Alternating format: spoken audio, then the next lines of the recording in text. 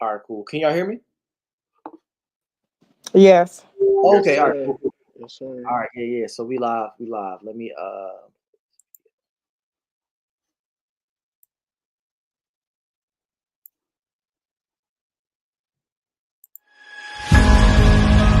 The story that you've been hiding, the thing that you've been afraid of, God wants to use it as fuel to push you to the top of the mountain. The reason why you've not been able to get there because you've been afraid to use the fuel that God gave you. You don't have to be afraid of it anymore. You can choose to live free. Freedom looks good on you.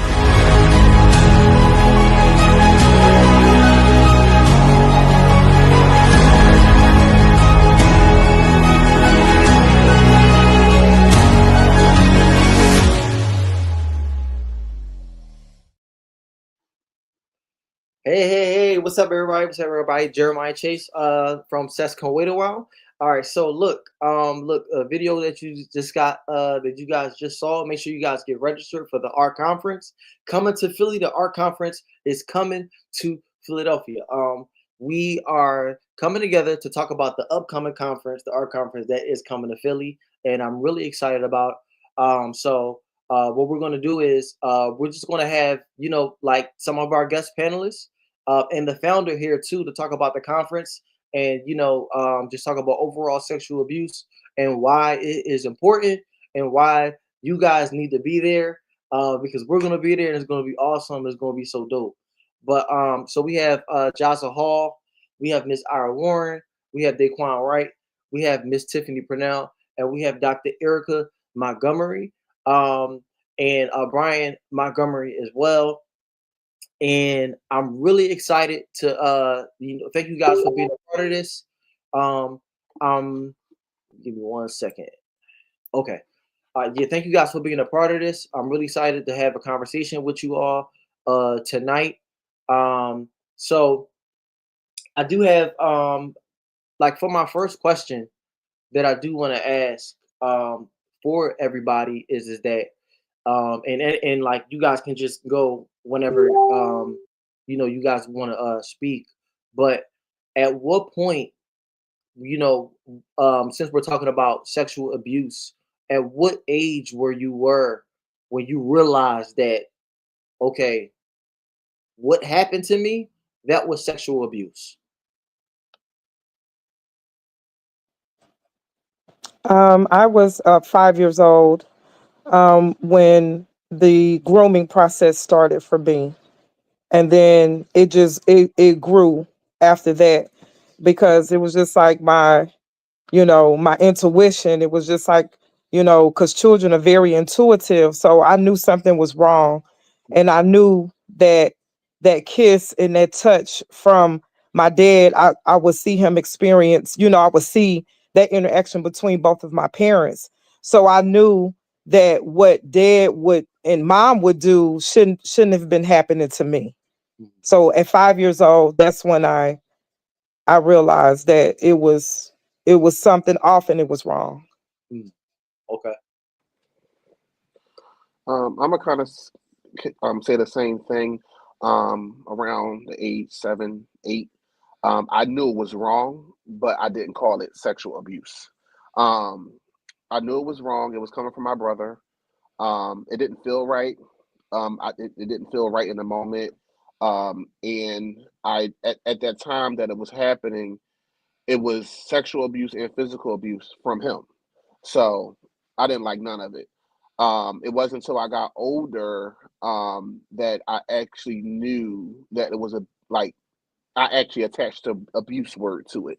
Like this was abuse. I really was abused. So for me, yeah, it happened around the age 7, 8, where I was being touched forcefully. And it wasn't until later that I actually tied the word sexual abuse to it when I was a teenager. So my experience would be the same. It started around 5 years old or somewhere around there from a family friend, someone that was really close to me. Looked up as a brother. I want to say father figure as a brother. Um, and didn't know it was sexual abuse. I just knew something was wrong. I just knew that the way they were attached to me and what they did to me, at least attempting to try to do to me, was wrong. Not until a few years ago when I met my mentor Robert Marshall, my brother, did I start putting the term or sexual abuse or sexual trauma to it. I just knew that it affected me in a really hurtful way, because it didn't just start at 5. I happened to have it happen to me twice after, through my teenage years. So I would say just a few years ago, I started to realize what it was.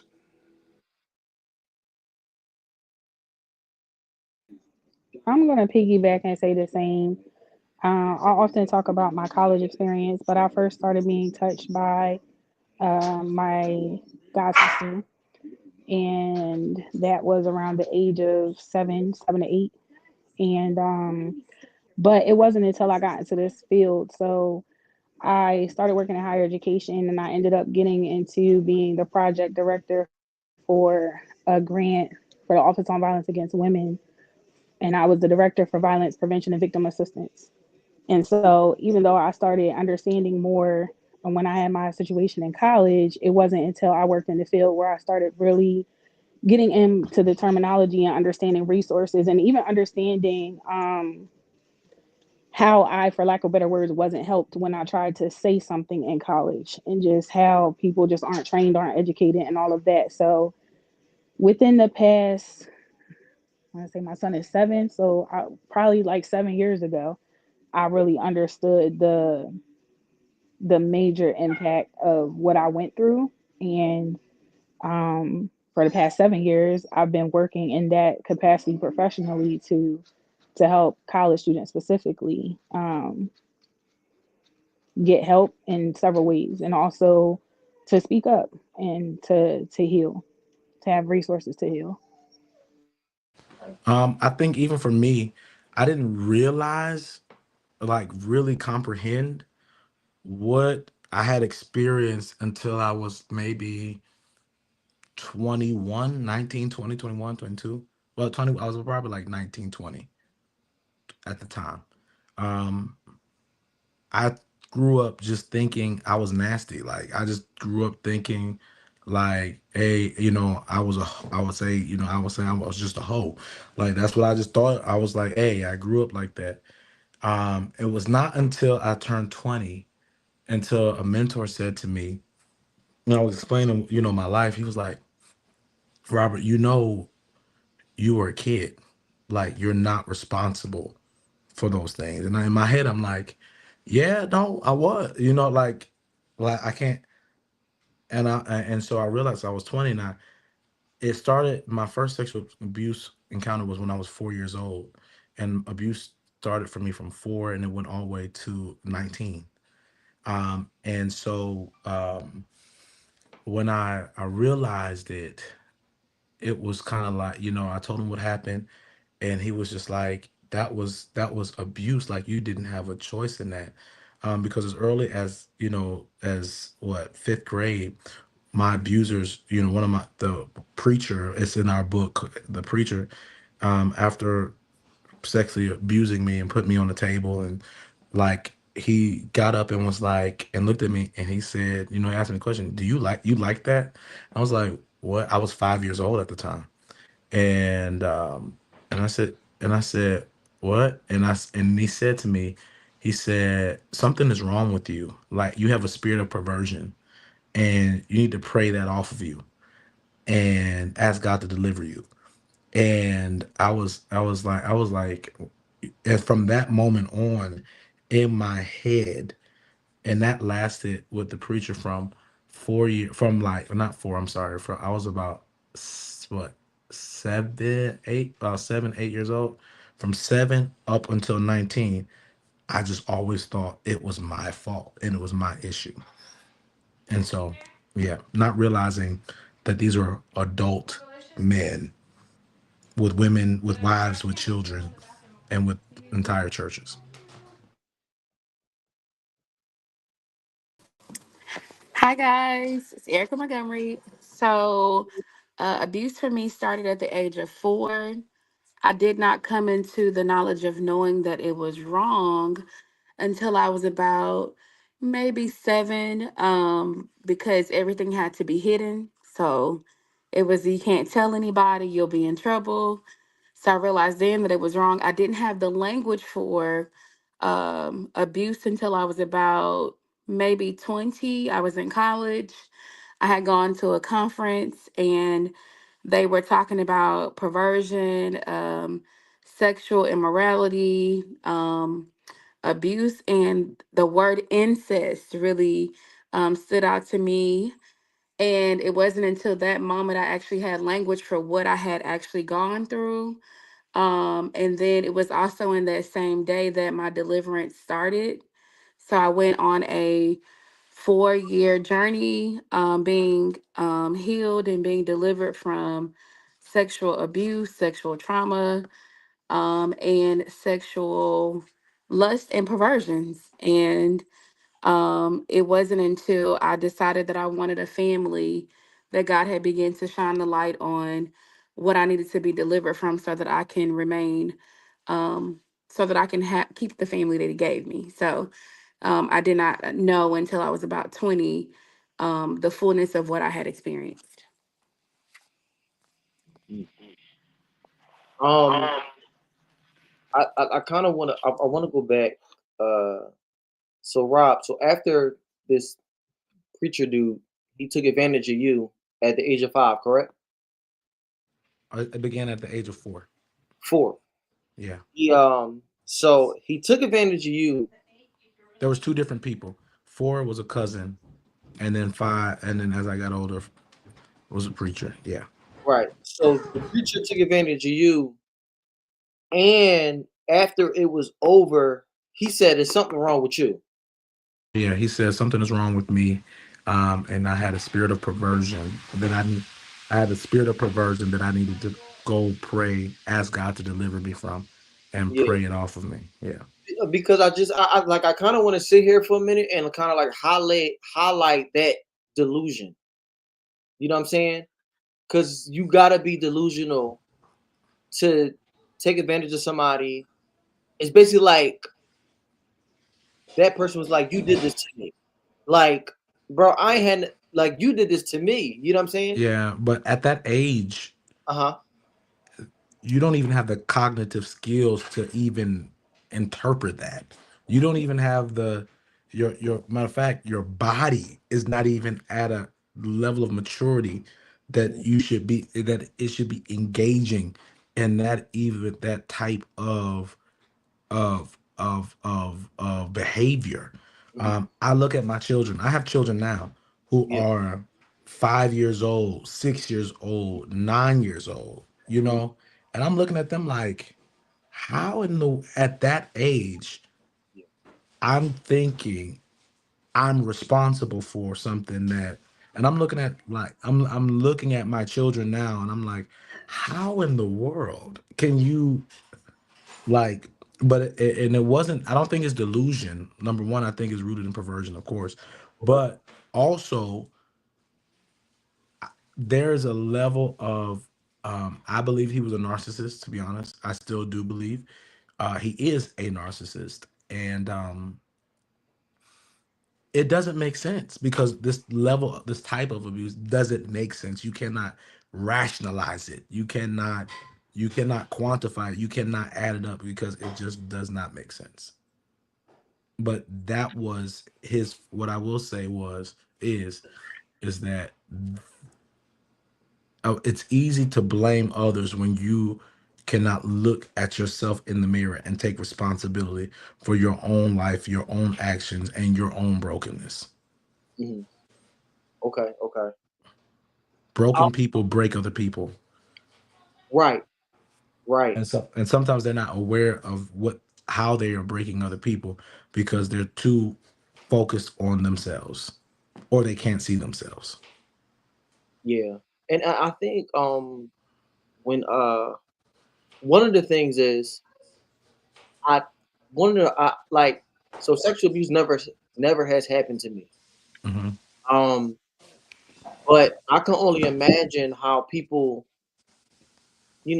like how it would feel. And it leads me like to my next question, like, what was it like when you had thoughts of like, yo, when I see you, it's over, right? But what happened when you actually saw that person again? Like when you Well, were like like mature, and you know what I'm saying? Because but I see, still, here's the thing. huh?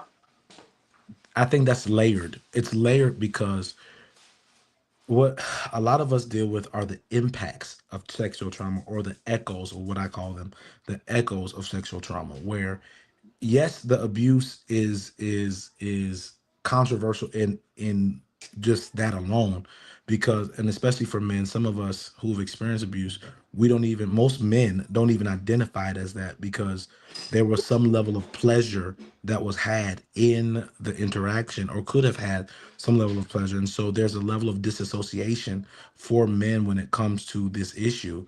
But for many men, and men, not just men, men and women, because of the level of threat or fear that can also, or manipulation, dark psychology, whatever term you want to be used, that's used in this to keep people who have experienced this silent. There could be a level of guilt. There could be a level of, there not, it can be, there typically is a level of guilt. What did I do to cause this? Number two, there's sometimes a level of fear. Like, hey, like, if there's any level of threat, some, for some's like, that same abuser, when I did decide to tell, told me, if you say something, I know where to put your body in a place where somebody won't be able to find you. So there's legit a level of fear that shuts you down and shuts you up. And if it's somebody, for a lot of women, who it's close member to the family or a family member, they are afraid of the repercussions of what they may cause in the family. So as an adolescent, they carry that weight and that shame, or that guilt, or that secret and silence and fear that it may cause or shift somebody else's life.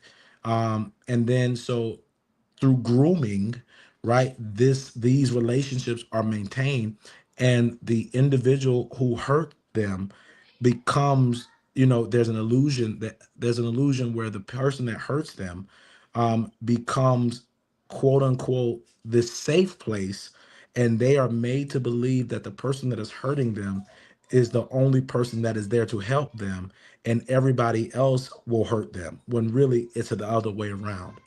And so they have bought into this, they are held hostage, or we are held hostage by secrecy. And so, and then in that grooming process, there's a terminology where it is, oh God, y'all gonna have to help me, where it is the syndrome. Man, what is the name of the syndrome? I don't know if y'all remember. Say it again. I forgot the name of the syndrome. What was it concerning? It's when the the one abused starts to have feelings for their abuser. Stockholm syndrome, that's what it is. Yeah. And so there's a level, and if the grooming has happened over years, because typically if it starts young, it's not just one and done most of the time. And especially if the grooming process, it does not just happen with the child. The grooming process happens, the groomer grooms the family as well, the parents as well. When children are abused, it's typically just not, it's not just, that it's that individual, it's the entire family. It's not somebody, the stranger that's, in the car, that in the park somewhere in a dark alley. It's somebody that they know. It's a close family member. It's a close relative. But also, what we don't often talk about is child on child abuse. So Yeah, oftentimes children who are promiscuous, or they are exposed to other things in their household, they get around other children, and things even begin to happen in that environment. And so it's layered. And so either there's guilt, there's shame, there's a level of psychological conditioning where through grooming they become comfortable with their abuser. Their abuser may honestly be awarding them, if it's a coach, if it's a, they may be buying them the new shoes, doing the new things to keep, kind of really buying their secrecy. yeah, Um, but then also there's a place where the abuse potentially builds affection or even can fall in love with their abuser. Right, right. Yeah, and that's from I remember when you called me, you told me to watch that Netflix series, Baby Reindeer. Oh yeah. Yep, that's it. And that was I just had so many questions. I had so many questions. I had so many questions after that. But but yeah, so look, like, so I still want to like hear this question though, like from the other panelists though, like, because I seen a video, this guy, he was in the market and he took a video, this dude, he was like, yo, you don't remember me? He said, you don't remember me? You don't remember me? And he was like, you sexually abused me. Now, my question is, have you guys ever been put in a position, well, in a situation like, yo, when I see you, it's over. So when you saw that person, if you saw that person, what happened? What happened? Were you still saved? Or were you just, you I took 10 minutes I to, wouldn't mind just comment on that. Still saved? I don't know. I don't know if I would say. Had to think about about exactly what age it was. But like Robert was mentioning, the fear is there. Mhm. Um, and when he talked about grooming, I was laughing, not of course not being funny, but not realizing that the grooming happened. But when he said grooming your family, I had no idea. It's like certain things I'm still learning, even being involved in this ministry and this movement. It did not hit me that they were doing that. And when he said grooming your family, I'm like, what is okay? And then the Holy Ghost started dealing with me. I'm like, man, like coming over and it's a manipulative spirit that they had. Like, oh, I just want to, oh, where the Quan at? Or 'cause my abuser lived right across the street from me. I wanted to play the game, or what's going on with them, and maybe they need somebody to play with. See, what happens is with abusers and the people that that we've been abused by, sexually abused by, or traumatized by, it's not just something one day it just pops up. These things are like dwelling in their spirits for a while. They watch you, they play on your actions, they play on the lack of what you have, your emotions. And so I'm just realizing all the things they did to groom me. Even again, I didn't even realize that was happening. But grooming my family, like making my family believe that I was in a safe space with them. I had no idea.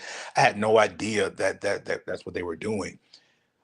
I had so much fear in the beginning of being abused. Um, and at one point, I remember being abused when it ended up happening. Um, when I was taken advantage of at the person's house across the street from me, the abuser. I remember going into this really dark space. It happened around the first or second time, and to a space then when I was just blackout. So I didn't have to deal with the pain. I had to deal with the memories. I had to deal with what was happening. And so there was fear in the beginning, but then again, as he was saying, you're manipulated.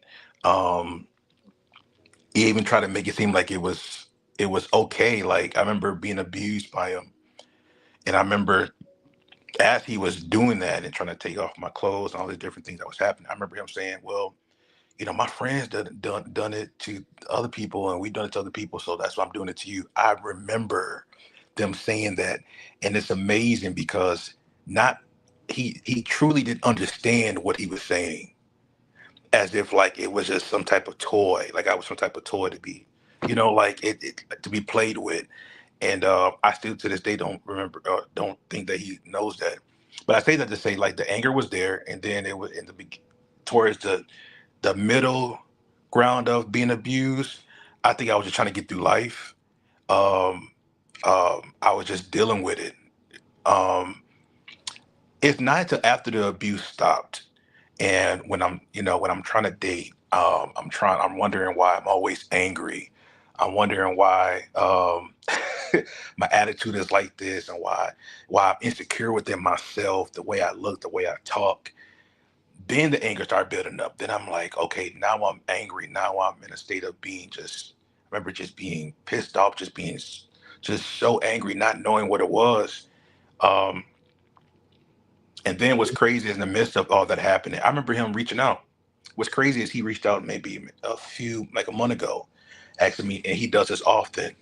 And God definitely dealt with me concerning the spirit that he had. He would reach out to ask me, "What's going on with you? How you doing?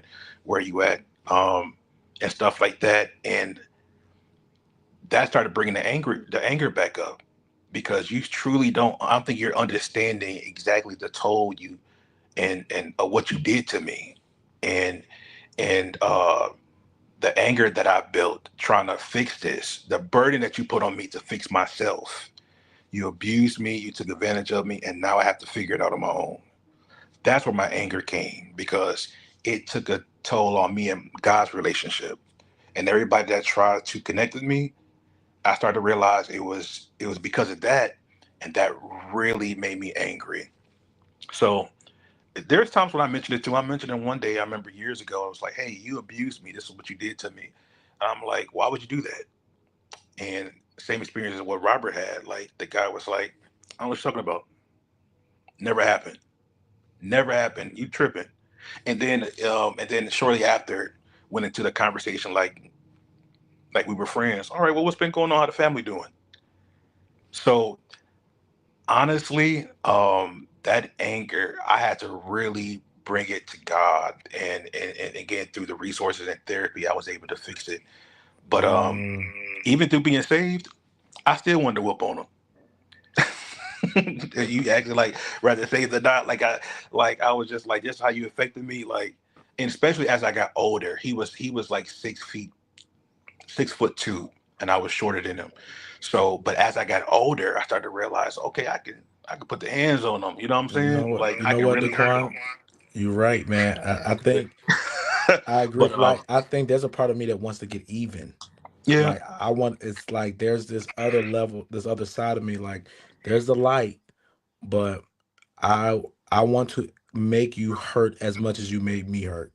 yeah, and I still feel that way. Like I know people think we're transparent right here, right? Yeah, of I'm course, go saved. for I'm a saved man. I love God. Feel the Holy Ghost, everything. All right. And Robert will tell you, it's been a work.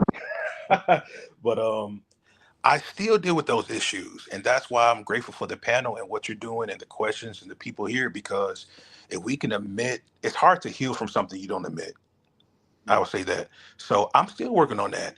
I Yeah. don't feel the need to hurt them, but I also don't feel the need to ask them any questions um, about why he did it.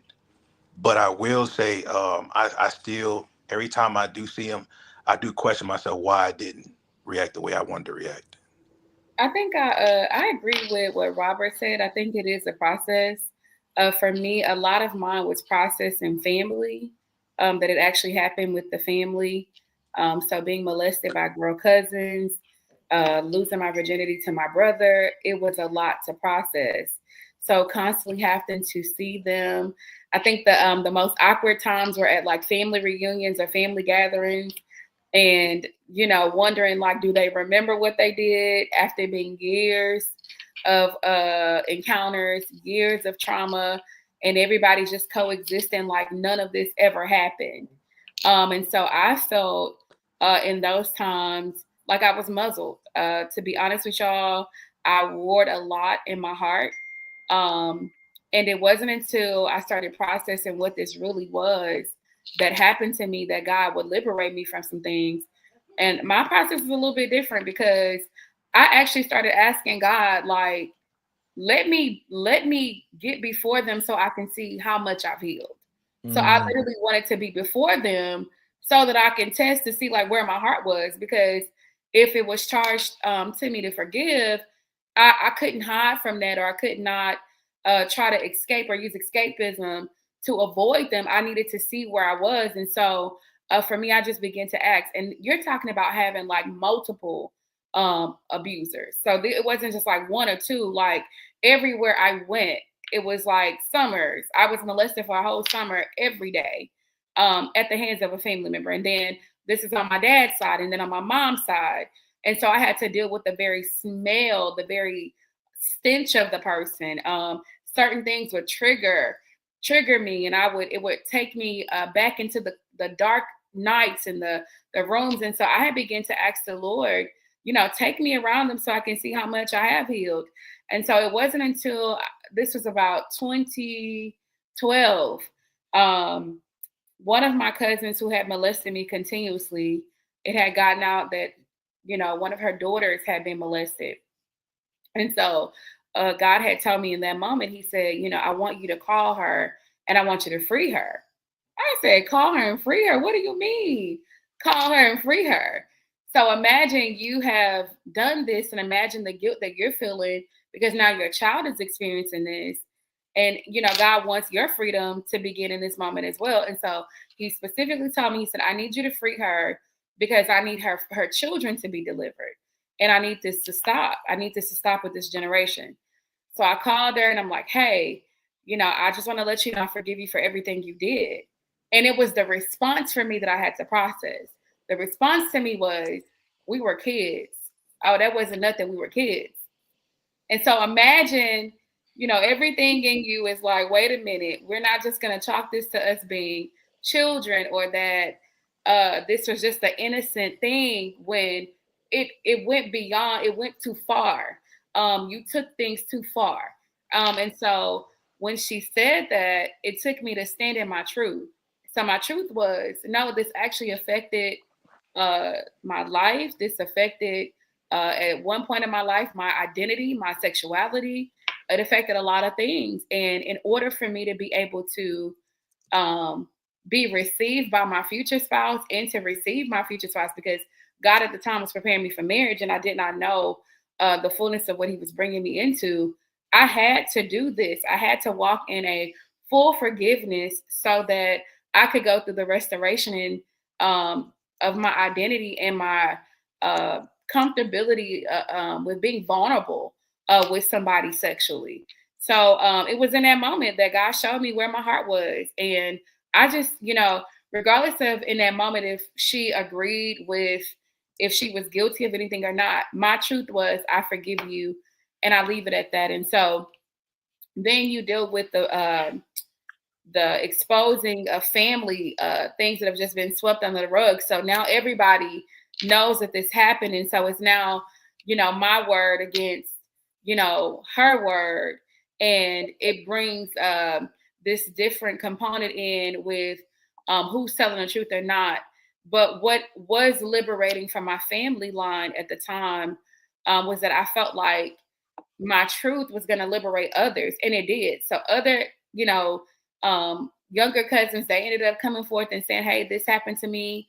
And, very similar stories. And I was able to walk them through some healing and other things like that. So for me, it was me asking God, please put me before them so that you can test my heart to see where I am. And so I can say today, 1000%, 100%, for those of you that are still working on it, you can get to a place of true like healing and freedom from it, where there's no longer the torment or the trauma that is associated with that. God does restore love.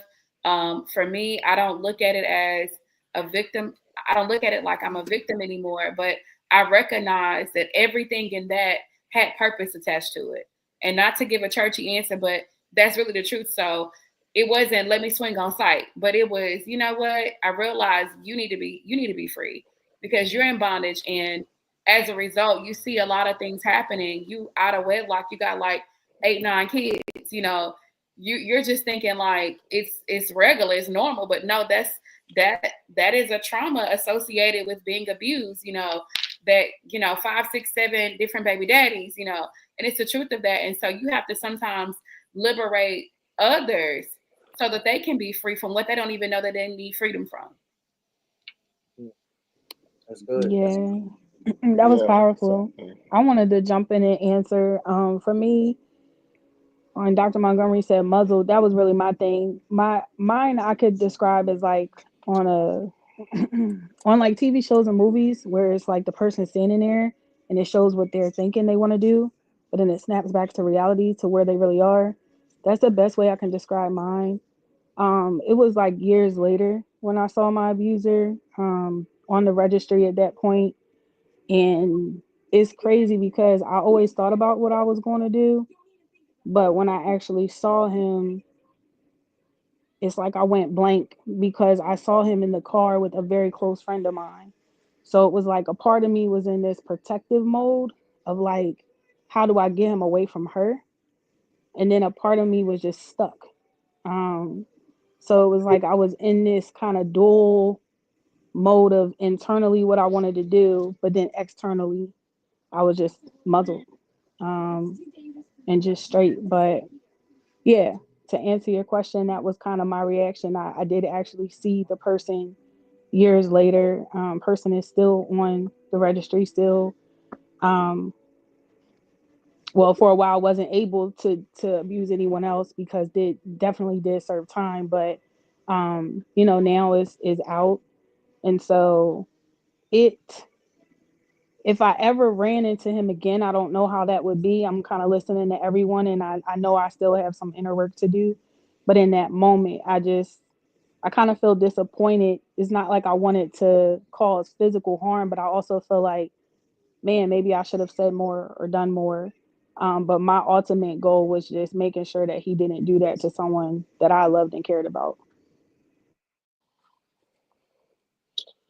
Um, so as I jump in there, for me, I didn't see my abuser until it was years later because I was removed from the home in which I was abused in, and adopted into another family. I didn't see I didn't see him, my brother. Years later, I seen him at a wedding, and this is when everybody from my family seen me for the first time again. So uh, I'm now in full hair curls and just dressed like a whole female, basically at this point. So I see him. I didn't say anything because nobody knew. I didn't voice what happened yet, still. Because I never felt when it happened to me as a child. I told my parents so many other things that has happened to me that he did, and nothing happened. So I didn't share what happened to me sexually. So I held that for years.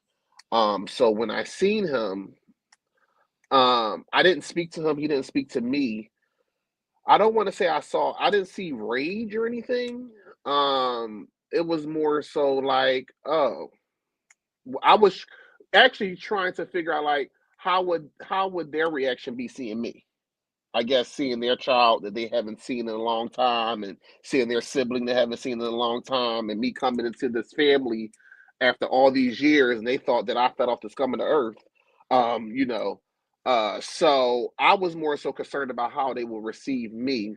Um, I went through a period of as I was going through my because all of these things from that moment when I was touched, it opened door to same sex attraction, and I started what was harmful to me then became something I enjoyed. So I started enjoying it. I started having attraction. I started seeing men and the different boys at that time in school. And I started seeing them and I started being attracted to them. So I went through years of the same sex lifestyle. But when it was time for me, when I was being transitioned and God was delivering and freeing me, I was in one-on-one sessions with my pastor. My pastor was telling me that I had to forgive. Now I thought because I was out that family anymore, I don't need to see them anymore. So it was more so like out of sight, out of mind. So I knew if I came to family functions, it was my choice to go. So I don't have to go, but if I want to go, I want to go. So, but he told me that I had to forgive, and I didn't know I had to. I said out of sight, out of mind didn't affect me, but in reality, it was affecting me in other ways. In ways where I didn't say anything about things that were going on with me. I was very muzzled. I took a lot of things on the chin, and I was like that. I was that way for years. So, um, when my pastor told me I had to forgive, obviously that didn't happen overnight. I went through literally had to go through all of the steps and process of forgiving, and in scriptures and fasting and praying, because I really wanted to truly forgive. I didn't want to go up there and say I forgive you and that's it. I wanted to truly, truly forgive. So when that time came and I was willing to have a conversation with him to forgive, I got rejected by him and my family from that conversation. But I was at that point when I was rejected, I kind of just wrote the letter and sent it. And I literally, when I say I gave it to God, I gave it to God, and I truly, truly forgave them. Um, it wasn't until years later I wrote my book, and then I had put a post on Facebook about the park I used to sleep in when I used to run away from all the chaos of my home. That he then came on my status and started writing that I was delusional and that um, I'm making all this stuff up. And it wasn't, and I wasn't mad at it, right? I was more so concerned about his children that he had and his wife that he had, and that if she knew. And not only that, my cousins was upset more than I was once they found out everything that has happened. So I told them I processed it. I went through it already. I don't have an issue anymore with them. I'm healed. I'm whole. I don't like I was free and delivered from that. And but my cousins are straight from the streets. they they say, yo, we wanna pop them, But I'm like, you don't need to do that because I'm okay. Like I'm okay. And you doing something that's going to jeopardize your life and this that third is not going to mean anything, right? Because I went through the necessary process that I needed in order to get to my next step. So it wasn't more so that I was enraged when I first see him. The many times that I was around him, I just didn't say anything because nobody knew about it until my book came out. That's when everybody knew.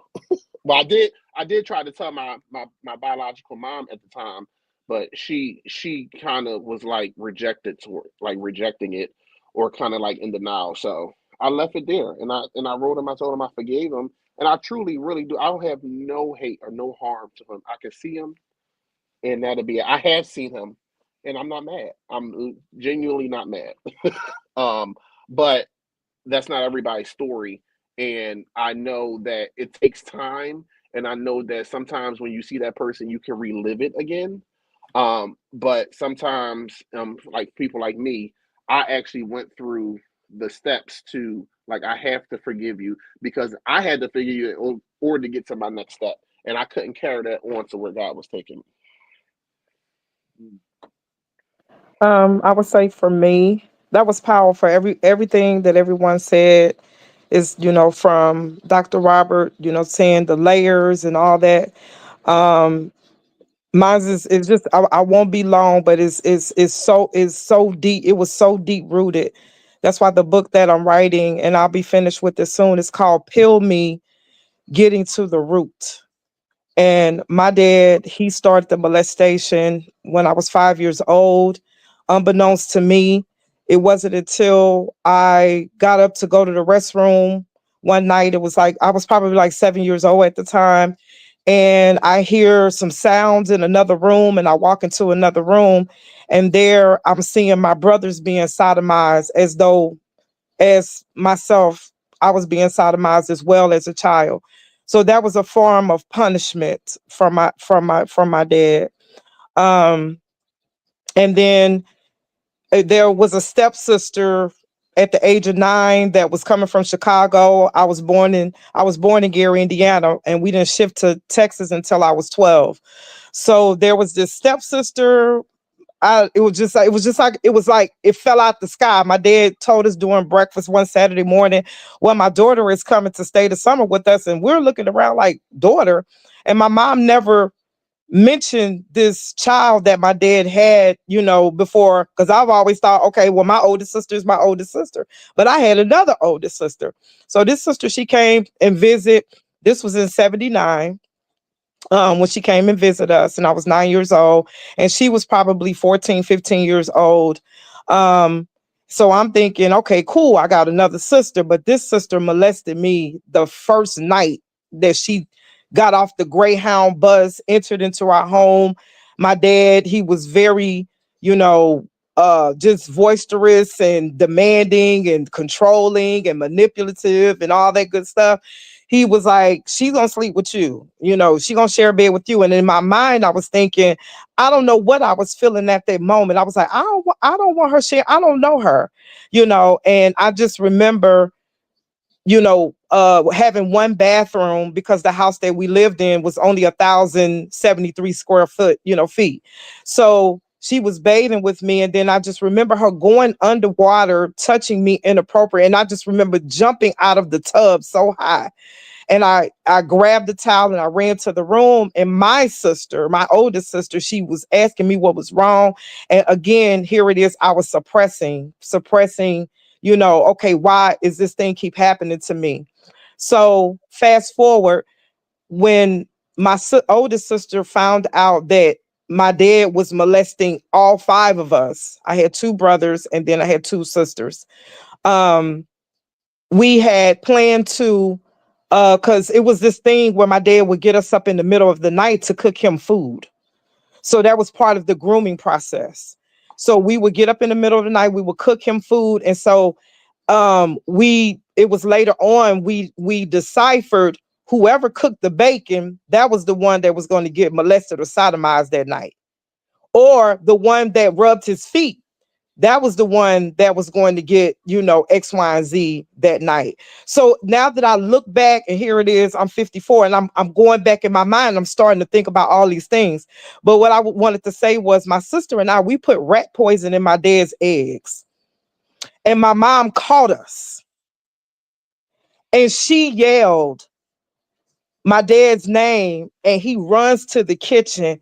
And she said, these so-and-so and so-and-sos put rat poison in your eggs, and they were trying to, and I can still remember that beating, because it wasn't a whooping with like a belt with your clothes on. It was one of those things that my dad would do after a while, because I found out later my dad was into sadomasochism. He was really into that. So when we started developing as young girls and puberty and all that stuff, it was a thing where we had, even if we was on our menstruation, we had to take off all our clothes.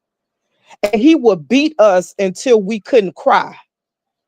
Just like you would see slaves back in the day when the masters were hit, their cries would turn into moans. And that's how it was with us.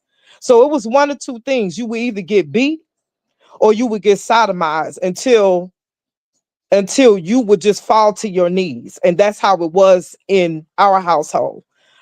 And so for me, had not my mom walked in the kitchen that night and caught us putting rat poison in his eggs, I know he wouldn't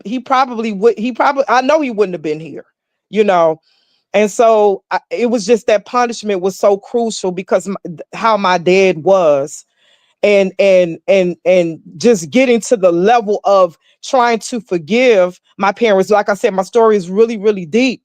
But at the same token, I did go to the prison and forgive my dad, not because of what he did to us. My dad divorced my mom in 93, married my high school girlfriend, and he molested her children. He went to prison for what he did to someone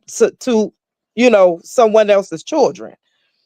And then I just remember one morning, the Holy Spirit was speaking to me. He was just like, your mom is going to call you and she's going to ask you to go to the prison with her. And so you can have this conversation with your dad. And so I remember having the conversation with my dad, my stepsister, and my brother, who is now doing 30 years in prison. And I'm going to say this and be quiet because, like I said, it's a lot to the story. When my mom and dad divorced in 93, my mom and I hadn't talked because I felt that she was more of a villain than my dad was, because she knew, she even admitted 10 years before I even moved to Pennsylvania, that she knew that my dad was raping her children. And to this day, my mom still looks at me as the other woman because I have a child by my dad that's 37 years old now. But my brother is doing 30 years in prison. Why my brother's doing 30 years in prison? One, he's never gotten any help for what happened to him as a child. And I get that and I understand that. So there is forgiveness between my brothers. So I face everyone on a personal, like eye to eye, eyeball to eyeball, no letters, none of that written. So I said, in order for me to heal from this pain body that was, put up on me, I said, I will slay these Goliaths with allowing God to come in and do whatever it is that he needs to do in my life for me to heal for real.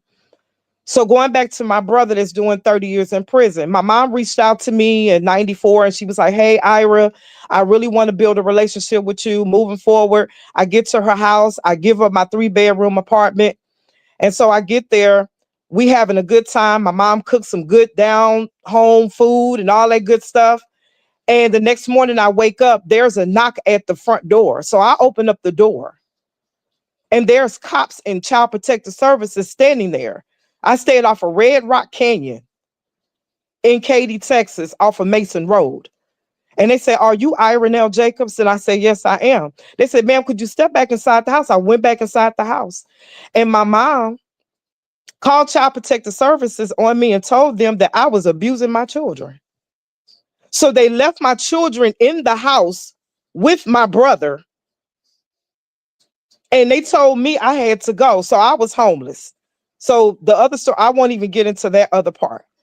But while I was away from my children for 3 years, they said I had to go to these parenting classes, all of this stuff. So while my children was living with my mom, my brother was sodomizing my son that I had by my dad for 3 years. And I didn't find out until my son was 14 years old. And he was triggered because my sister begged me to come to a birthday party that she was giving for my mom. I hadn't seen in years. So my ex-husband at the time, he was like, well, do you want to go to this party? And I was like, yeah, let's go. Because I don't want to keep this anger and bitterness because I really want to talk to my mom. Long story short, how I found out that my brother was molesting my son was it was time for us to go. And I was just like, we're not going to stay no longer than 2 hours. So I said, okay, Joshua, William, I'm calling all the babies. I said, let's go. And then Joshua jumps up and he says, you let him do this to me. And I'm looking at him and my mom is standing, shaking her head. That same pose that she had when Child Protective Services put me out of her house on the street, pregnant with my 3rd child. She was motioning, doing like this to get Joshua to be quiet. And my mom knew that her son, my brother, was sodomizing him under her tutelage while they were living with her. And when he said, Mom, you let him do this to me. And I asked him, I said, Joshua, what are you talking about? And when he said it, it took 10 people to get me off my brother because he was standing in the kitchen area and there was a knife, a butcher block knife dilly. And I pulled the biggest knife and I took it to his throat and I pierced his jugular just a little bit. Had not they pulled me, I was going to kill him that day. I was going to kill him. And it was just like everything from my childhood just flashback, from the stepsister, from my dad, and then now my children. And I said, you know what? I said, Lord, I'm glad that you moved me away from the place I call Texas my Egypt, from the pain, the place that has caused me so much pain. And so now I'm in a place that's unfamiliar where I could heal for real. And the things that God has done in my life since I've been in Pennsylvania for 10 years, I say, what may be a disaster to someone else, this has been my saving grace. I am not the same person. I'm not 410 pounds. I ate my way to 410 pounds because of the abuse. I was self-sabotaging. I won't get into it because it's really graphic. I was doing things to hurt myself where I would have to go to the hospital every 3 months to get surgery because of things that I was doing to myself because I hated that I was even born. So just to be a part of the Ark Conference, I know that God has a plan for all of us, and it's not a coincidence. I don't believe in serendipity or none of that. This is aligned what God showed me years ago that will come to pass, and God is doing it.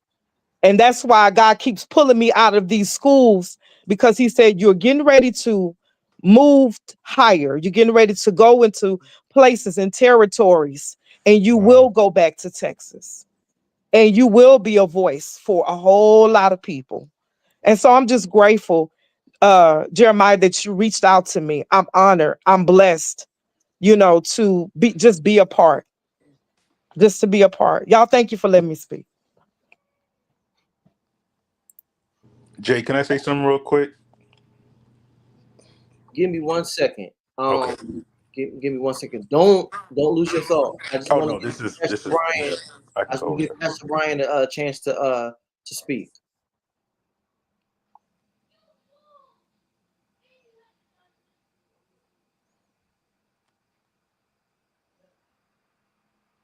Don't be shy, Pastor. oh, are you on mute? Not shy at all.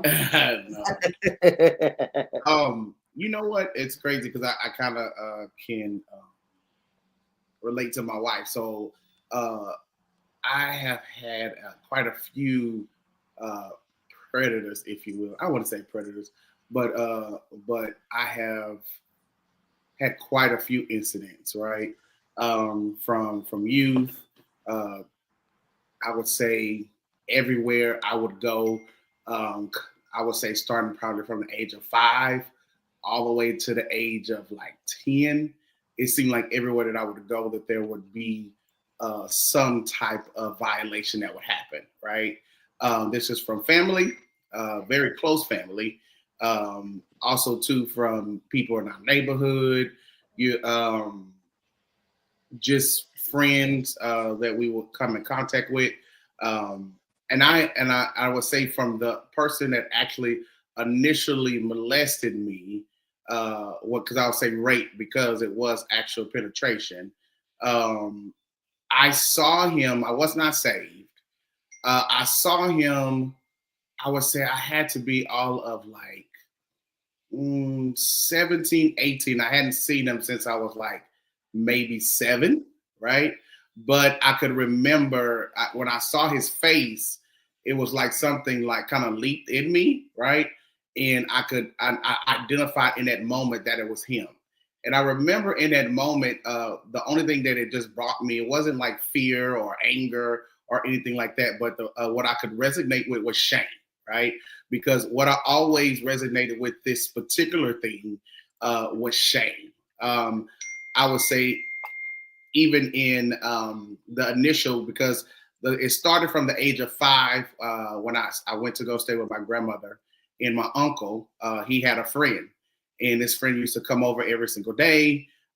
He would come play games with my uncle, all the things, right? And I remember this particular day, he was asking us to go play. We started playing and doing all the things or whatever. And in this particular time, he kind of coerced me to come behind the couch, and he started asking me these particular things. And this is when that particular situation happened, right? And so from that, I remember this happened for a whole year straight. And so it is this, and I really, because I think because I was so young, I didn't identify it to be something that was necessarily like wrong. I knew it was probably something that we weren't supposed to be doing, but I didn't kind of identify the severity of it.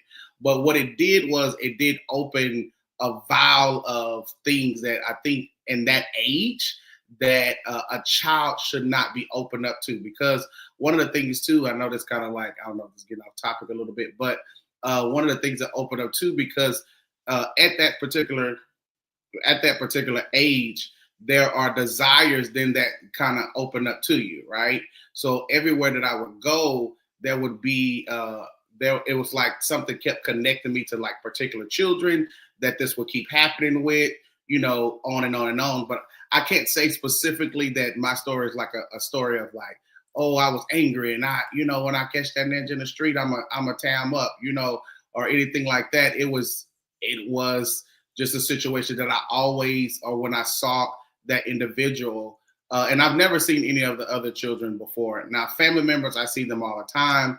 I have definitely forgiven. I went through that process as it relates to forgiveness. I remember even one of the family members, I did even have a chance to talk to them about it.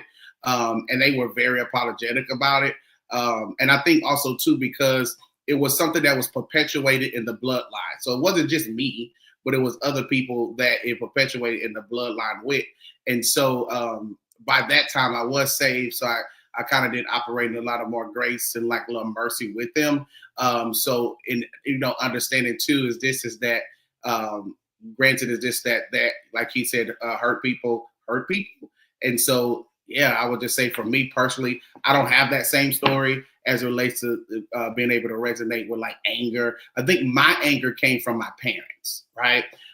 Due to the fact of is that they were not in a position or in a place to protect me. And I think that was where I resonated most with as it relates to anger.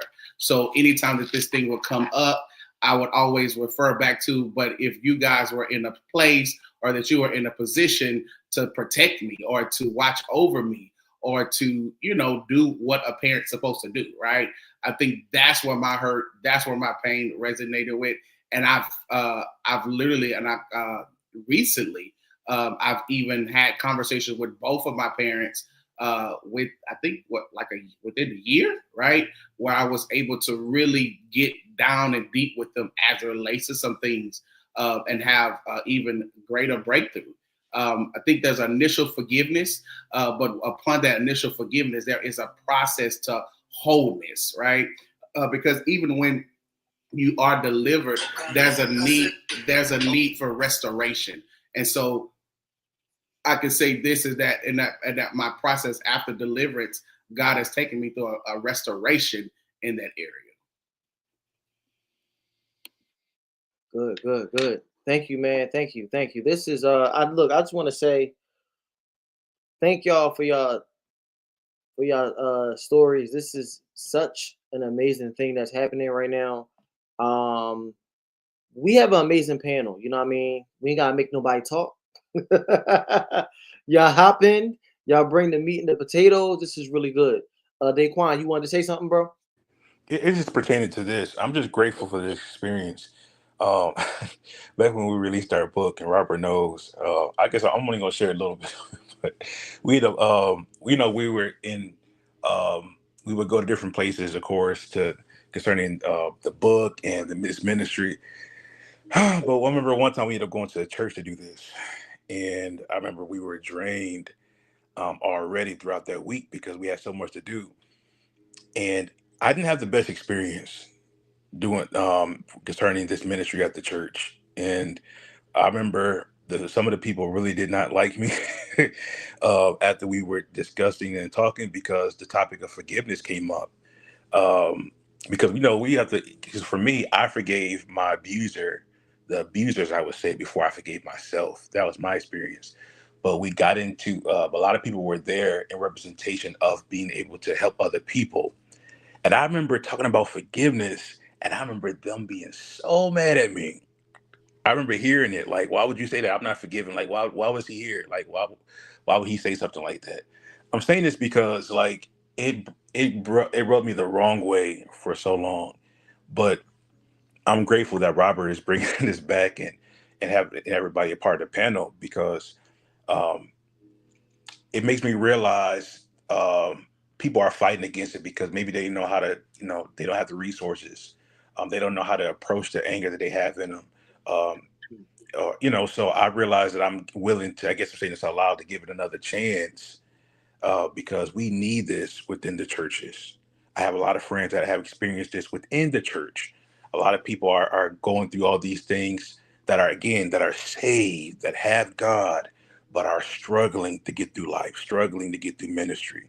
So I'm just saying that as a transparency. I didn't want to touch back at it when it came, or back to this when it came to within the churches. I would have rather been in other spaces.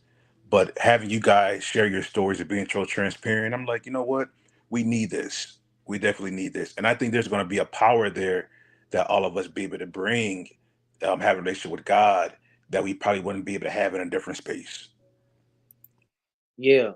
I got some more questions for you guys too. But I just like to say I remember when I I started testing with a while, and it's this guy, like the younger guy, he used to hit me up all the time, and I used to talk, hey, what's up, bro? And one day he opened up to me, about being sexually abused. It was by a family member, and it's crazy because I literally tried to find this young man. I think he got off of like social media. He's hit me up all the time, and he shared his story with me.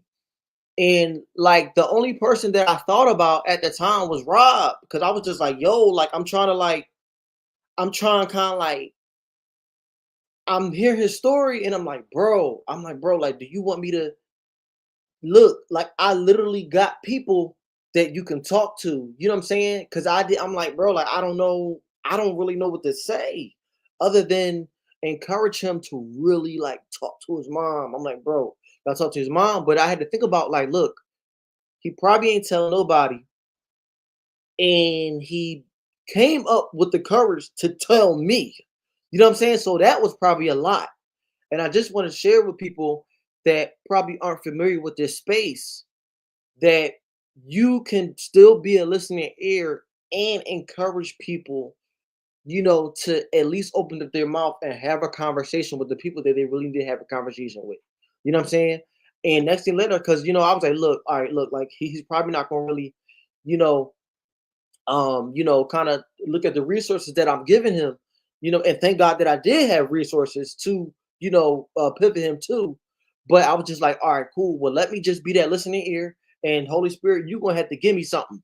You know what I'm saying? Like you literally have to go and give me something. So, I'm talking to him, and next thing later, y'all, I'm telling y'all, this is probably like maybe like a month later, he hit me, and this blessed me. This blessed me so much. And he was like, bro, I talked to my mom. When he told me that he talked to his mom and he was able to express himself, it was just like, oh my gosh, it was just so crazy. So look, you may know somebody, what I mean? This is why a lot of people, everybody needs to be at this conference, because it's like, look, okay, it didn't happen to you, but you may run into somebody that it happened to. Some of us, we're best friends, we're really close with family members and stuff like that. People at work that this stuff happened to. You know what I'm saying? You could also be a resource. You could also be a listening ear. You know what I'm saying? You could also be an advocate. You know what I'm saying? So don't ever think like, well, what are you telling me for? You know what I'm saying? Sometimes people, they just need somebody just to listen. Don't respond. Some people don't really need a response. They need that space somewhere to vent, because they probably never told anybody. You know what I'm saying? And God chose you. All right. So I just want to it was so many questions. I think that a question that I do have is kind of like, because I was like over here writing some things down, and before anybody even said, I was just writing it down. Like I have like the fear of unbelief, right? The fear of when you're going to talk to somebody, tell a mom, tell a parent, somebody that's supposed to be your protector, you find out that they aren't protecting you the whole time. You know what I'm saying? And I think, and it's not like when I make references to the older generation, I'm never trying to attack, because I feel like every generation is hurt. And I think that older generation is the most hurt, because some things that they just, well, this is just what we did. You know what I mean? You know, uh dads or parents trading their daughters in for a washer and dryer, like, for like a piece of land. This stuff has happened for some pervert old head just to be married. You know what I'm saying? And this is some stuff that we really got tackled, you know what I mean? And really hit it hard, because it's like, look, I remember when John Harris told me, he was like, bro, the pedophile needs prayer too. You know what I mean? And I think that this panel is really everybody has a lot of growth and maturity here, right? But there's another G word or G name.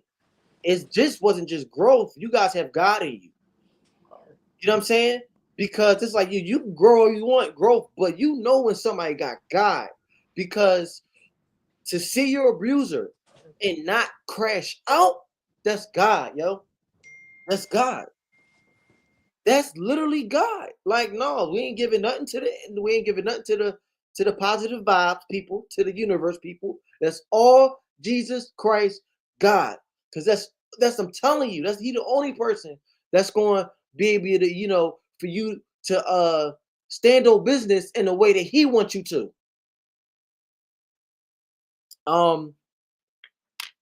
So let me see. And I don't like, trust me, I don't want to hit some stuff that because I do want to save a lot for the panel, but look, I'm not holding y'all if y'all need to go, but I think God is doing something right here. So you know what I mean? Y'all know me. Look, I used to do 5-hour lives. So I do want to ask this question, like, how does some of y'all feel when y'all feel like, yo, I can't even talk now? Miss Ira, the crazy thing is, I said, yo, because I'm familiar with you, like, you have so many parts, and I feel like every time I talk to you, it's something else, it's something more, right? And Mm-hmm. I feel like, I said, dang, in my mind, and like, forgive me for thinking this, and I'm like, because you never talked about, I never heard you talk about your mom. I'm like, wait, so you had a mom the whole time? And I just wanted to ask this question, like, or like ask the panel question, like, how did y'all feel about your parents, knowing I about situations? I loved. Listen, let me say this. I loved my parents with everything in me, and I still love them. The forgiveness, like I said, we had that sit down and we talked before I left Texas. So March 14th, 2015 is when I left Texas. And the crazy thing is my husband flew. I didn't even know he was coming. He flew to Texas to propose to me. So him and my mom had this thing all figured out, and she knew that he was coming to propose because I introduced them over the phone. But this was the crazy thing. We had gotten like a hotel for us, and my mom was like, well, y'all could stay here. If you all could have been a fly on the wall, because my husband knew everything that I shared with him that happened to me in my childhood. He said, babes, that was the hardest thing. I've done a lot of hard things in my life. He said, but that was the hardest thing, was to go sit at your parents' house. Now, mind you, my mom accepted my dad back. After he got out of prison, they remarried. And so they were both together in their home. And my husband, he walked in. He was my fiance at the time. He walked in and said, listen, I want to marry your daughter. And my dad and my husband now, they took the conversation to the dining room. And all I could hear was my dad using my childhood nickname, with Chubb. She been through a lot. She's a strong kid, So I was, I was always the Chubb and the kid. And he was like, yeah, I can attribute to, some of the things, my daughter went through in her life, but he never just expound on it. But, he was indirectly like, okay, let me just say, he said, but she's a good person. She has a good heart. And I could see my dad getting ready to cry and all that. And he was trying to call me into their conversation, but I never just invited myself into that conversation. But I will say this, I held on to so much hurt and bitterness from my mom because she knew. She did take us out of the situation for one day. And we went to the Salvation Army. They put us like in this room, and all 5 of us was with our mom. And then I just remember her telling me and my sister, I'm not going to use the words that she used, but she said, y'all so-and-so's going to go back up them stairs and tell that counselor that y'all was never abused by your dad, because I'm not leaving my house in my car for y'all, you know what. So my mom's material things was more important than the safety of her children. Well, one, my dad was beating my mom for breakfast, lunch, and dinner. So all I saw was abuse. Where there's domestic violence, there's sure to be some molestation going on in their home. And so my dad would use the Bible when we were children. He would use the Bible for reasons why. He was like, well, yeah, in the Old Testament, how you think they procreated, that such and such slept with this person and this person, and that's how it's gonna be in this house. So my dad literally used the Bible to justify why he was raping his children. So when I got pregnant, he didn't see anything wrong with that because he was using the Bible. And so you can see how the enemy wanted to distort my relationship with Christ early. He wanted to distort that. And so that's why to this day, I know that I am the repairer of the breach in my family. And my seed is so huge. I have 5 children that don't even have children yet. It's just my 4 oldest that have children. You know?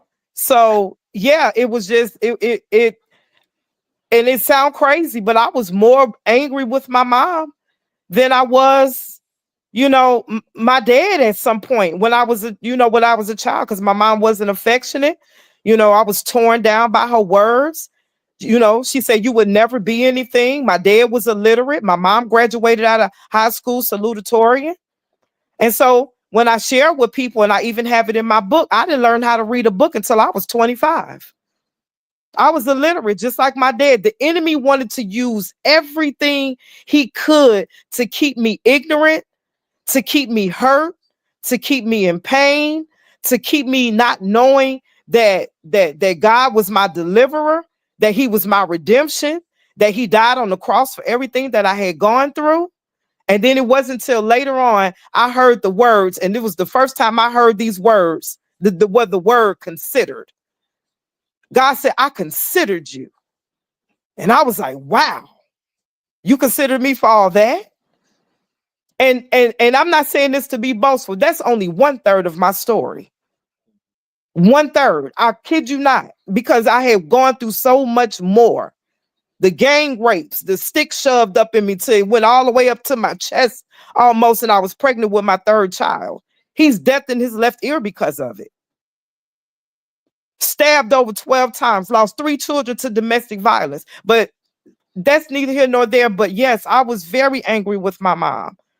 But to stand today, my husband, I could call him from downstairs and he'll tell you, Ira loves her parents, but they have no access to me.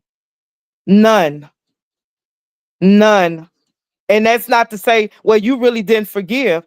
Yes, I have. I can forgive you, but that doesn't mean that I have to grant you access back into my life. That's why God had to take me out of the place that hurt me so much so that he could heal me for real, because I had no identity. I didn't know. All I was identified to the child that had a child by her dad, the child that was made to drink dirty dishwater, the child that was beaten with stench cords and 2x4s, the child that was sodomized, the child that was homeless, eating out of the trash can. I was identified by the pain, the hurt, and the shame. But when I moved here, God stripped that. He stripped it away from me. When I look in the mirror, I don't see old Ira Jacobs, because I'm a new creature in Christ. Old things passed away. Behold, all things are new. Hallelujah. I'm a new creature now. So I can share the story of Ira Jacobs so that others can be delivered by the words of my testimony through the blood and through Christ Jesus. So yes, I'm free. I can speak freely. I don't use my testimony as a way to bring attention to myself. I use it, when God tell me to speak, I speak. I'm just grateful for grateful for the deliverance. I'm grateful, brothers and sisters. I'm so grateful for the deliverance. So if I shed a tear, it's because I'm no longer that person anymore. Though it happened to me, whom the Son sets free is free indeed. I'm free. So I'm no longer that person. So hopefully my story, my book it's a teaching tool, not only just to share a story, but to show people how to come out of that thing, how to come out of it, because you can be free. I don't wear the coat of sorrow and shame and pain anymore. I don't walk around with the pain body of, whoa, this happened to me. And when I look at what Jesus did on the cross for me, it's no comparison.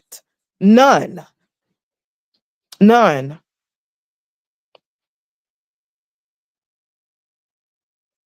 Thank you, thank you. That was powerful, powerful story. Did anybody else want to hit uh on like what the relationship was like with the parents knowing? Yeah. Go I ahead, bro. think for me this is actually a very touchy subject right now because unfortunately my mother and I we're not talking at the moment. We're not in communication. Um because my with and I've never really talked about her publicly. But I think my mother um the issue and the challenges with even having conversation is her level of pain and trauma that she's not dealt with, realizing she doesn't even have the capacity to hear or acknowledge mine. And so we can't have a conversation about my stuff because she just reverts to her stuff. And so realizing that she's at a place where she just doesn't have the capacity, and that's another, I think that's a whole nother level of healing or a whole nother level of processing when our parents have their own trauma, their own brokenness that they've never acknowledged, that they've never seen, that they've never had the space, the time, the freedom, or the will to do so. And one thing about Black people, we know how to take a hit and keep going. But the challenge is we often leave a trail of blood, pools of blood all over the place, still trying to exist, still trying to go, still trying to become, still trying to provide in the midst of our own trauma and challenges. And the challenge with that is, yeah, we make it, yeah, we get to the end, but how many people have we hurt in the process? What mental health issues have developed along the along that pathway? And so with my mother, we've been able to have some level of conversations, but also I realize that, a place of healing that I'm trying to still journey to in transparency is knowing how to keep healthy boundaries, learning how to know that how what I've experienced matters and it deserves to be seen, heard, understood. And also not making my experience about those who hurt me. I don't often mention the names of those people who hurt me because I realize sometimes, and this is not for everybody, but sometimes when you do that, there's more attention that's giving to the actual people that have hurt, that the abusers, than those who have been abused. And then there's a witch hunt, and the person that's been abused, hurting them doesn't help the ones that was abused become healed. And so yeah, to answer your question, it's been a journey, man.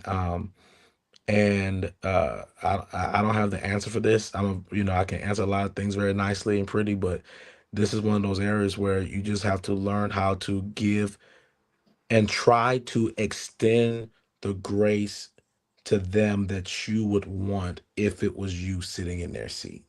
And I think that's sometimes very challenging, very difficult, but also realizing that your pain is real, what you've experienced is real, and you deserve the space, the time, the healing. I mean, the space, the time, and the grace to grow and become who you need to be and be who you need to be. I would say for me, mine was a little bit different. So my father actually approached me when I was about 8 years old, and he did ask me, was there any sexual abuse happening? And I looked at him in his face because I was so afraid. My daddy was a very verbal abusive man. And I also saw him physically abuse my mom. So I was afraid that if I told him that these things were happening, I was afraid of what the outcome would be. And so at the point when he had approached me and asked me, was anything happening? I knew he knew. And I looked at him square dead in his eye and I told him no, nothing was happening.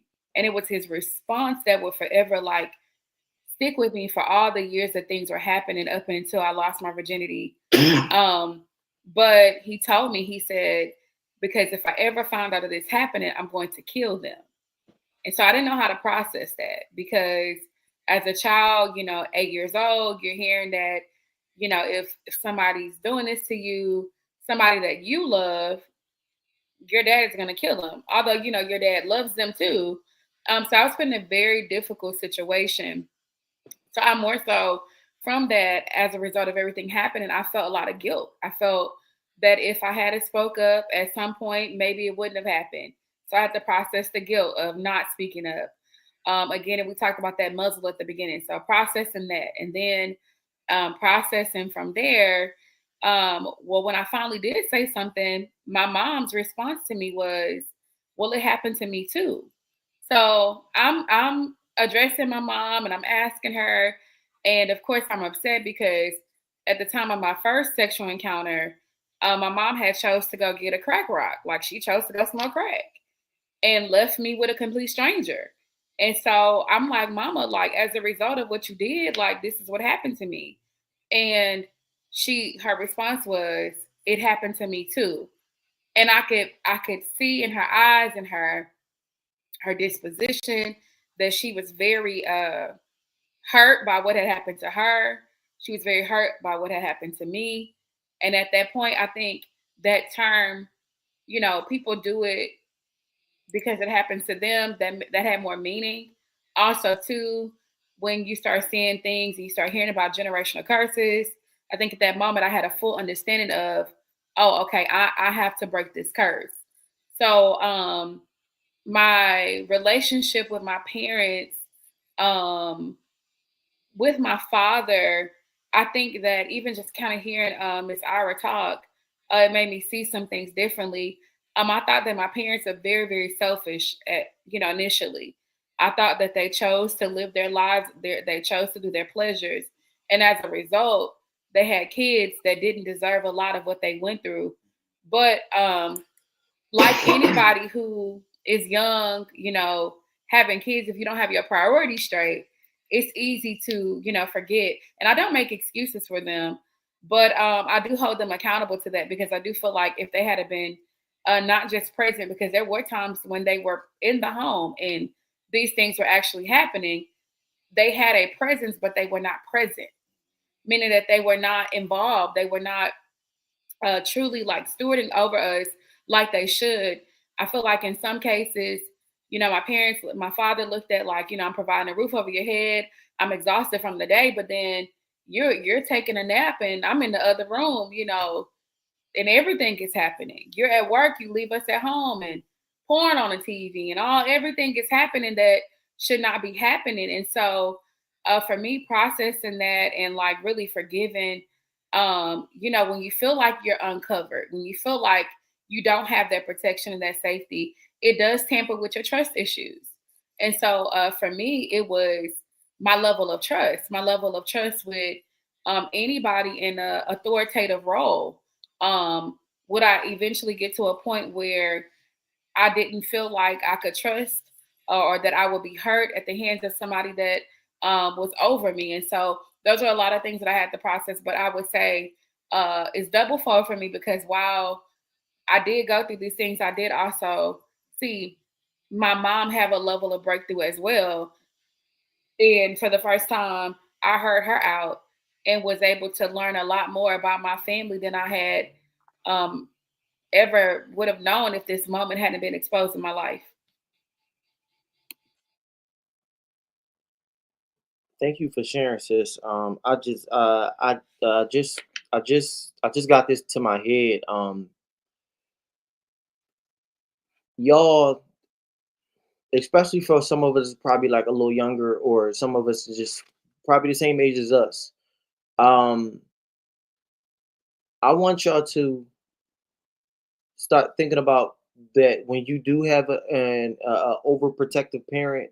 Just at least hearing some of these stories, you start to appreciate that even just a little bit, even just a little bit, because a lot of our parents really didn't really tell us. We don't know why they're so overprotective. Some of us we didn't really ask or sit down and have ask, have a conversation like, why are you so overprotective? But you see some of the stories that we heard today, we're able to be like, you know what? All right, cool, I get it now. You know, but thank you for sharing, sis. Does anybody else want to share? I'll also share something concerning Miss Ira and what Erica shared, the transparency of how they feel in their families. Um, Actually, well, no, wait. I think I'm going to shift what I'm saying. Um, what I'm feeling right now, concerning I don't want to say it's the Holy Ghost, but I think partially is that what I'm starting to understand is that everybody has a story. I think forgiveness, because I was going to share something, but really when I thought about it, as Erica was speaking, was the grace of God. Like, I'm so grateful again that we're able to do this and have this opportunity to speak. The grace of God covers so much, and the love of God covers so much. Um, I was a middle child, right? My siblings and I have different fathers, and for a long time, I just felt like I was struggling to be seen. And you know what comes with that, right? So you're trying to, you're trying to figure out life. You figure that you're on your own, whatever. And then my dad wasn't in my life at the moment. Me and my dad are very close now. Wasn't in my experience back then. So didn't have a father figure to talk to about this. Um, Growing up in the hood or the projects, as they would say, I definitely didn't feel like I had it. It was a safe space for me to be to share what happened, right? Um, and so with that being said, I didn't feel like I could share it with my parents in the moment. The enemy really took advantage of what was going on in my life. It made me feel like I was alone, and so yeah, I started to hate everybody and my parents, and I realized that's a trick of the enemy to divide you from your family.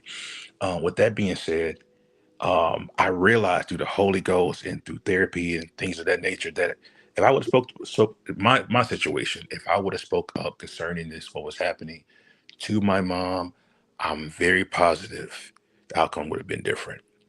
But Erica really blessed me, and that's why I said I shifted what I was getting ready to say, because it made me realize that um, we often talk about being a survivor and in conquering, like if it was for the Holy Ghost and my experience, even though if it was up to me it would have been different, right? I would have never had the opportunity to talk to other people about the situation. I would never and through what I'm getting somewhere, because through what I've been through and talking to my mom about it, still haven't got in depth about it, but talking to my parents about it has allowed them to be open about and being transparent about their lives too. So I just think I always mention this when we have events: grace, grace, grace, grace. Like giving your parents grace, and a lot of times we hold on to things, and I will say that it's hard for your parents to give you something they didn't get. I'm not making excuses. I'm not making excuses. I love my parents. I'm holding nothing against them. I'm speaking for me too, because I'm sure I'll be in a situation where my kids feel like I did make the right choice. But you have to give them grace, because oftentimes after I start hearing my parents' story, I'm like, whoa, they went through a level of abuse and rather it been different than mine, but level of abuse with their parents, verbally, physically, So a lot of times they do it the best in which they think they can do in the moment. So, with that being said, I love my parents. We're close now, and through my experience of what I've been through, again, what Erica said is that it allows you to be able to break through a door that you probably couldn't break through with your parents or anybody else, other people, if you didn't go through that experience.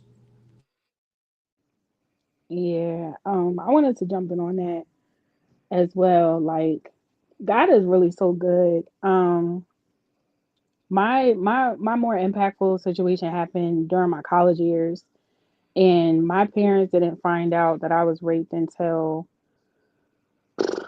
um 12 maybe 10 years later, I released a book, and in my book, it talks about my experience. And so after I published it, before I really pushed the book out, I let my parents read it, and that was really their first time knowing what happened to me. And I was muted for several reasons. So I know we're talking about parents, but just I wanted to talk about safe spaces in general, especially with my passion as to why I got into helping on a more professional level. Being on a college campus, I was a student leader, and I had a job on campus in several capacities, but one was a live on position, and just seeing different signs.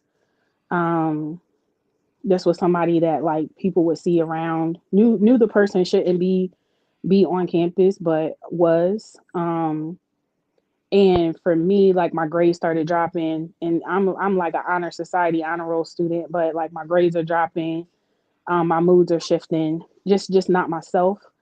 And I remember being called into the office of my student position, and when they asked me what was going on, like I just cried. Like y'all know that cry where it's like it's just all snot and just like tears, and you can barely they if you are talking, nobody hears words because you're just crying so hard. And I could not get it out. And I remember just asking, like, can I have a minute? Can you just please just give me time? And at the end of that meeting, I was fired. Um, and I had to like move off campus, and like I lost everything really. My senior year, like I lost everything. And it was hard. But why I say God is good is because I want to say 2 years ago, the person who fired me was moving back to the area. I don't know if she was moving back or she had a property here still and was trying to sell it, but she knew I was well connected. So she was calling me to get some information on that process, or to see if I knew anyone. And she had been on my heart, like just I just needed a safe space. I needed somebody to hear me. I needed somebody to help me, and the opposite happened. And so that just made me also not want to open up to anyone else, and I shut down for a long time. And I remember having the opportunity to talk to her. I was like, hey, like this is what happened to me during that time. And I remember her being so quiet on the phone, and her just crying in my ear, and just being so thankful for my life, and her shedding some things in my ear as well that I didn't know was happening on her end. And it was just a really beautiful phone call. But I never would have expected after that to encounter her again. But Facebook, social media. She had been watching me, and she was like, look, I know you're connected. I need some help. And in that, we were able to really share a lot, and God really did a lot of healing. I was able to forgive, and just kind of release. So I know we're talking more about parents, but in my situation, my parents didn't, excuse me, they didn't know till after the fact. And excuse me, once they were able to find out about the college situation, slowly I started opening up about like my younger years to my mom. I know at one point we talked about capacity. I remember my mom at one point, she was like, stop talking. I I can't take it. Can't take it. So just trying to give it in chunks. But definitely I did go through like the whole capacity thing with my parents once they did find out, and just their anger too. Like my dad's reaction was a little triggering for me. I was like, Lord, just I need you to settle down. But I get it. But yeah, my parents found out later, and it was really because I was muted from the first line of, I call it the first line of defense, but the first line of safety net that I went to just didn't handle me well, and it just made me shut down. And that's why I started helping on college campuses, because I've lived it, and I know it happens to a lot of other people, and I want to make sure that they have the resources and feel supported, but the people that they're going to that are supposed to be the surrogate parents while they're away are trained and educated on the signs and also how to receive those individuals. Mm. Um, So my story is a little bit different. Can y'all hear me? Um, my story is a little bit different. So my parents, when they found out, they just found out. I mean, it was like they just found out, and then that was it. They didn't do anything. They didn't embrace me. It was kind of sort of like I just said it for no reason because it wasn't no action behind it. So with that, that kind of muted me for a lot of things that happened, and like it took a toll on me for the rest of a lot of situations I dealt with after that for the rest of like literally up until this point. Of if I say it, it's not going to matter anyway because there's not going to be no action behind it. So of course I would think if I shared it, you would want to have a conversation with your child. But that just never happened. Even still to this day. I remember seeing them, and I had both of my kids at the time, and I went to a cousin's event, a prom send off. And when I arrived there, they did not get out the car when I arrived. They sat in the car the whole time for the prom send off. So it was kind of sort of like type like an avoiding me, I guess, so to say. And yeah, I wasn't mad, I guess. It just was like, I guess I just became numb to the fact that they just didn't care. They just did not care that this happened to me in their house, under their roof, with their child. And I was the middle child too. So I kind of felt like sometimes I think like, okay, if I call you Q, I think everybody's called you Q, is that, the middle child, you kind of sort of like, hey, I'm here. Hello. Do I matter? And in the end, I just felt like I did not matter, I guess, which is the reason why I'm no longer in their care. I forgave them for that because once I grew and started to learn more, I started to see that maybe they didn't have the capacity to deal with what I had to share. Or maybe it happened to them, or maybe they're still muted from something that may have happened to them, and I don't know their story. And that side is very like private when it comes to things. So I kind of moved on with life in that way. I'm thankful because I believe that I was only in their care for the amount of time that they was able to handle me, and God had to transition me, which is the reason why I'm no longer.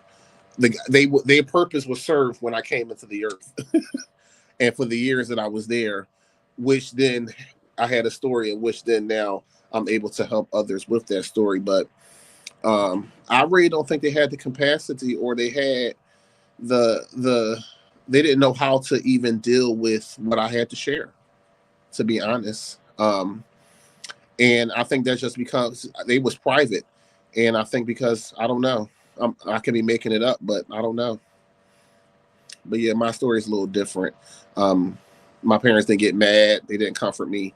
It was more so like I said it, and then that was it.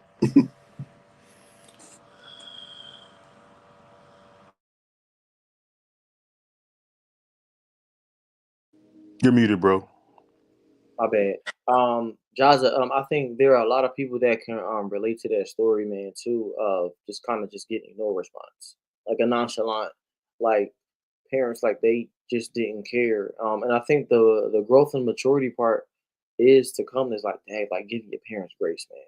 Like give your parents grace, and that they had childhoods of their own, that they got stories of their own.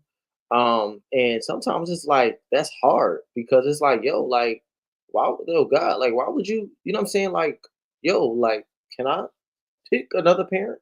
You know what I'm saying? Like, could I do like a repicking of this? You know what I'm saying? So and it's kind of like, and it's just so hard, man.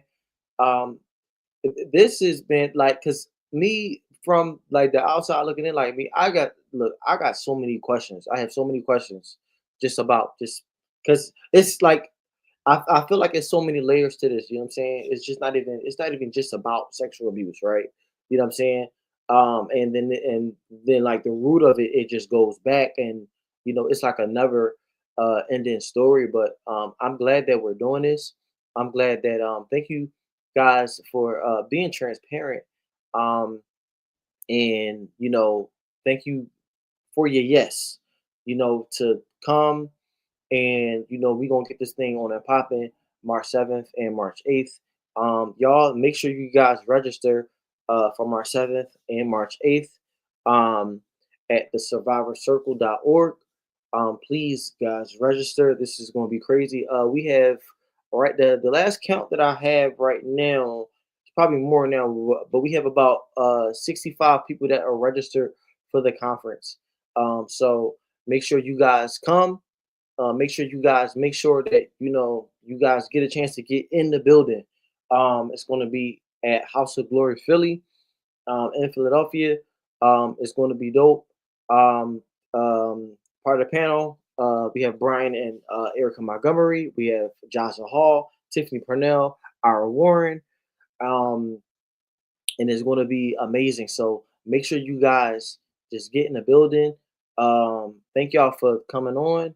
I'm really excited. Panel don't go nowhere. I'm gonna pray us out offline, but for the viewers, because we're here on Instagram and on Facebook and YouTube.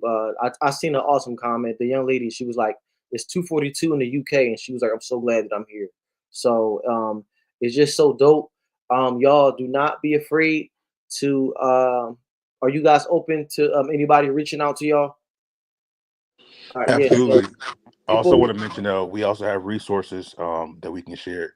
We have Survivor Circle page, and this particularly is for men, mhm. but there is other resources that we have. So absolutely.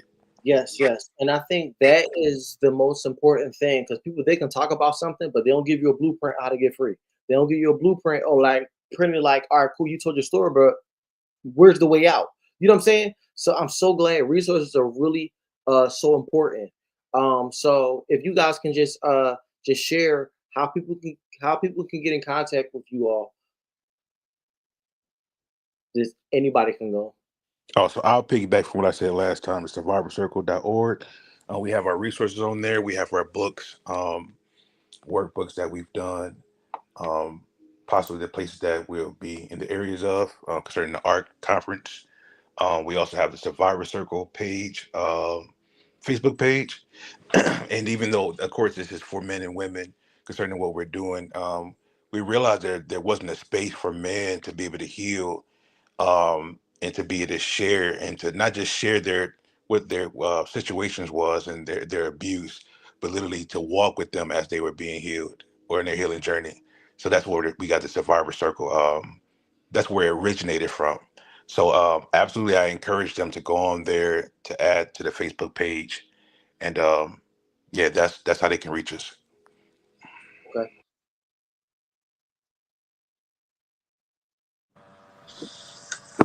I am Success Dealers International across all platforms. So Success Dealers International across all platforms: Facebook, Instagram. I don't even know all the platforms, but if you just put in Success Dealers International, I will pop up. And I'm Erica D. Montgomery across all platforms.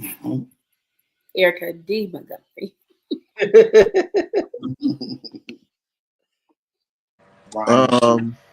I'm Jay Hall on on Facebook. That's JAY. On Instagram, I'm J_with_purpose. Or my website www.beboldSpeakout.com. www.beboldSpeakout.com.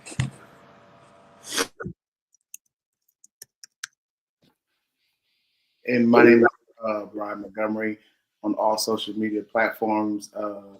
It is Brian Montgomery. If you're gonna hit me on Instagram, it is B Monty. All right, cool. Y'all make sure you guys register for the conference, March 7th and March 8th. Montgomery's coming all the way from Texas. It's gonna be dope. Come out and hear these stories. Come out, connect. You know what I'm saying? The beautiful thing is everybody's in ministry here. And I think that is, and we haven't really even really touched on the church part of it. So it's so many levels to this, y'all. So many levels. You know, we not playing. Um, it's look, it's a done deal. So it's either you gonna get with transparent people or you're not. You know what I'm saying? So let me see. So we're gonna close out, y'all. Love y'all. Make sure you guys go to survivorcircle.org, register for the conference. From wherever you're coming from, fly out, y'all. Y'all still got time. Hop on a train. If y'all anything, look, y'all need information or somewhere to stay, reach out. You know what I'm saying? You know, so let's get it. Love y'all. Thank y'all. Panel don't go nowhere. We see you guys at the conference March 7th and March 8th, survivorcircle.org, the Ark Conference, brought to you by Robert Marshall III. God bless y'all.